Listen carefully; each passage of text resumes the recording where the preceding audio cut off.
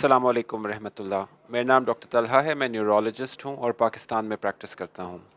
बहुत सी दफ़ा लोग मेरे न्यूरोलॉजी क्लिनिक में आके ये सवाल पूछते हैं कि माइग्रेन हेडेक क्यों होता है, उसकी क्या वजूहात हैं और हम ही क्यों उससे सफ़र कर रहे हैं।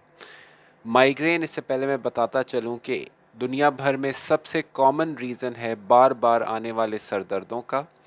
माइग्रेन अमूमी तौर पर मौरूसी वजूहात से होता है, यानी कि अल्लाह ताला की तरफ से पहले से आपके जीन्स के अंदर लिखा होता है कि इस बंदे को या बंदी को एक सर्टन एज में जाके सर दर्दों की तकलीफ़ हो सकती है, और क्या क्या उसके रीज़न्स, ट्रिगर्स हो सकते हैं, उसके बारे में हम आगे बात करेंगे। अगर हम साइंटिफिक एस्पेक्ट से देखें तो जिन लोगों में माइग्रेन की जीन्स होती हैं उनमें ये होता है कि किसी वक्त ब्रेन के कुछ सेल्स जो कि जिन्हें न्यूरॉन्स कहते हैं वो एक्साइट हो जाते हैं, यानी वो एक्टिव हो जाते हैं, जिसकी वजह से वो कुछ केमिकल्स रिलीज़ करते हैं। उसमें एक बड़ा केमिकल सेरोटोनिन है, और उन केमिकल्स की वजह से जो दिमाग की रगें हैं वो तंग हो जाती हैं, जिसकी वजह से ये भी देखा गया है कि दिमाग का जो ब्लड फ्लो है, खून जो पहुंचता है दिमाग तक, उसमें भी कुछ तब्दीलियां वाक़ई होती हैं। पहले के ज़मानों में ये समझा जाता था कि माइग्रेन सर दर्द दिमाग को कम खून मिलने की वजह से है, लेकिन अब जो नई साइंटिफिक थ्योरी है वो इस चीज़ को एक सेकेंडरी फिनोमेना समझती है, यानी जो बाकी मेन वजूहात हैं माइग्रेन की, उसके जो नताइज हैं उनमें एक नतीजा ये भी है कि दिमाग को ज़रा सा ब्लड फ्लो के अंदर चेंज वाक़ई हो जाता है। अच्छा, शुरू में जब ये न्यूरॉन्स एक्टिवेट हो रहे होते हैं तो वही चीज़ होती है जो कि माइग्रेन के कुछ मरीज़ बताते हैं, जिसे हम लोग अपनी ज़बान में ऑरा कहते हैं, और आम लफ्ज़ों में ये चीज़ होती है कि कुछ जिग-जैग लाइंस या पैटर्न्स वगैरह मरीज़ को अपनी नज़र के सामने नज़र आना शुरू हो जाते हैं, या सितारे सितारे से नज़र आना शुरू हो जाते हैं, जिससे बहुत सी दफ़ा उनको ये आइडिया हो जाता है कि अभी उनको 5-10 मिनट में वही किस्म का सर दर्द शुरू होने वाला है जिसको वो माइग्रेन के तौर पे जानते हैं। अच्छा, एक और जो हार्मोन, बॉडी का केमिकल जो कि माइग्रेन की फ्रीक्वेंसी यानी उसकी आमद कितनी होगी और शिद्दत को असरअंदाज करता है, उसको एस्ट्रोजन कहते हैं। जिन लोगों ने साइंस पढ़ी है वो जानते हैं कि एस्ट्रोजन फीमेल हार्मोन है, और उसकी जो तब्दीलियाँ आती हैं, ऊंच नीच आती है उसके लेवल्स के अंदर, उससे भी माइग्रेन के जो ट्रिगर होना है या शुरुआत होना है उससे असरअंदाज होते हैं। और कुछ लोगों का ख्याल है कि शायद यही वजह है कि फ़ीमेल्स के अंदर माइग्रेन ज़्यादा देखा जाता है, क्योंकि उनके अंदर ये फ़ीमेल हार्मोन एस्ट्रोजन होता है। अच्छा, ये भी देखा जाता है कि फ़ीमेल्स में जैसे जैसे उनकी साइकिल महीने में चलती है, उससे भी उनके सर दर्द कम या ज़्यादा होते हैं। और बहुत सी ख़वातीन को जो मेंसेस वाले दिन होते हैं उनके या तो आसपास या उन दिनों के दौरान माइग्रेन का सर दर्द ज़्यादा होता है, जिसे हम कैटामीनियल माइग्रेन के नाम से जानते हैं। अच्छा, ये भी देखा गया है कि बहुत सी दफ़ा जब ख़वातीन में जब वो 45 या 50 की उम्र के करीब पहुंचती हैं और जबकि उनकी हार्मोनल साइकिल्स कम होना शुरू हो जाती हैं, या जिसे हम मेनोपॉज के नाम से जानते हैं,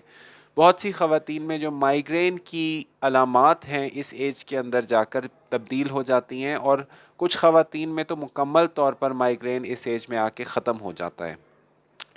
इसके अलावा जो अमूमी तौर पे मरीज़ माइग्रेन के जानते हैं कि कुछ चीज़ें ऐसी हैं जो कि उनके माइग्रेन हेडेक को ऑन कर देती हैं या ट्रिगर कर देती हैं। उसमें जो नंबर वन कॉज दुनिया भर में जो वजह है वो स्ट्रेस है या टेंशन, कोई भी परेशानी वगैरह होगी उससे माइग्रेन का सर दर्द ऑन हो सकता है। उसके अलावा अगर खाने पीने के रूटीन में कोई रद्द-ओ-बदल हो उसकी वजह से माइग्रेन ऑन हो सकता है। उसके अलावा मौसम की तब्दीली से हो सकता है। अगर नींद के रूटीन में माइग्रेन के मरीज़ की तब्दीलियाँ आएँ तो उसकी वजह से भी माइग्रेन ट्रिगर हो सकता है। कुछ ग़िज़ाओं की वजह से हो सकता है। पहले के दौर में इस चीज़ पे बहुत ज़्यादा ज़ोर था कि जी आप ये ग़िज़ा ना खाएँ, वो ग़िज़ा ना खाएँ, यहाँ तक कि सारे ही खाने तकरीबन डॉक्टर साहिबान अपने मरीज़ को मना कर देते थे, और उससे उम्मीद ये की जाती थी कि माइग्रेन ट्रिगर नहीं होगा। अब ये रिवाज ज़रा कम है, और जब मरीज़ मुझसे पूछते भी हैं कि आप हमें बताएं कि कौन कौन सी ग़िज़ाएँ हम अवॉइड करें, तो मैं उनको यही बताता हूँ कि आप ख़ुद नोटिस कर लें कि जो जो चीज़ें आपकी माइग्रेन को ट्रिगर कर देती हैं उन खानों से या उन ड्रिंक्स वगैरह से आप दूर रहें, जैसे कि चॉकलेट या वट एवर, जो कुछ भी उस मरीज़ के लिए है वही है। डॉक्टर एक जनरल جو ہے نا ڈاگمیٹک اسٹیٹمنٹ پاس کرنے سے اوائڈ کرتا ہے جنرلی، اب جو ماڈرن ٹرینڈ جو ہے۔ اچھا، یہ تو ٹریگرز ہو گئے۔ جیسے میں نے کہا کہ مائیگرین عموماً جینیٹک ہوتا ہے، تو بہت سی دفعہ جن لوگوں کو مائیگرین ہوتا ہے ان کی بہن بھائیوں میں بھی، اور زیادہ تر بہنوں میں کیونکہ فیمیلز میں زیادہ کامن ہے، ان کو بھی مائیگرین دیکھا جاتا ہے، یا ان کی والد والدہ میں یا خالہ پھپھوں وغیرہ کے اندر بھی مائیگرین زیادہ دیکھا جاتا ہے۔ تو اگر آپ کو مائیگرین ہے تو اس چیز کے چانسز زیادہ ہیں کہ آپ کے بچوں میں بھی مائیگرین ہوگا۔ مائیگرین عموماً خطرناک بیماری تو نہیں ہوتی ہے، لیکن ایک تکلیف دہ بیماری ہوتی ہے، اور اس کی وجہ سے جو آپ کے نارمل روٹینز ہیں، پڑھائی کے، لکھائی کے، نوکری کے، بزنس کے، وہ اثر انداز ہو سکتے ہیں، اور آپ کی پروڈکٹیوٹی اثر انداز ہو سکتی ہے، کیونکہ مائیگرین خالی سر درد کی بیماری نہیں ہے، بلکہ اس کی دیگر بہت ساری اور علامات ہیں، جیسے دل خراب ہونا، الٹی ہونا،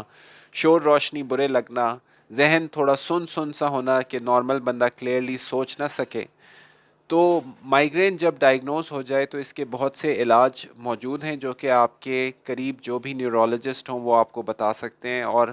یہ بات بہت سی دفعہ میں مریضوں سے سن چکا ہوں کہ مائیگرین کا جی کوئی علاج ہی نہیں ہے تو پھر کیا فائدہ ڈاکٹر کو دکھانے کا۔ یہ بات قطعاً سچ نہیں ہے، بلکہ اب مائیگرین کے بے شمار علاج موجود ہیں، بہت ساری ایسی دوائیں ہیں جو کہ موجود ہیں، بوٹاکس انجیکشنز یہاں پاکستان میں بھی موجود ہیں جو کہ مائیگرین کے لیے یوز کیے جا سکتے ہیں، اور اس کے علاوہ کچھ لیٹسٹ میڈیسنز ہیں جو کہ کیمیکل ہے CGRP، اس کے فنکشن کے اوپر کام کرتی ہیں، اور وہ پاکستان میں اپروفڈ تو نہیں ہے، لیکن ایک اسپیشل پروگرام کے تھرو CGRP ریلیٹڈ میڈیسنز بھی پاکستان کے اندر اویلیبل کی جا سکتی ہیں۔ میں امید کرتا ہوں اس ویڈیو سے آپ کی نالج اور اویئرنیس میں اضافہ ہوا ہوگا۔ اپنا بہت بہت خیال رکھیے گا، مجھے اپنی دعاؤں میں یاد رکھیے گا۔ السلام علیکم ورحمۃ اللہ۔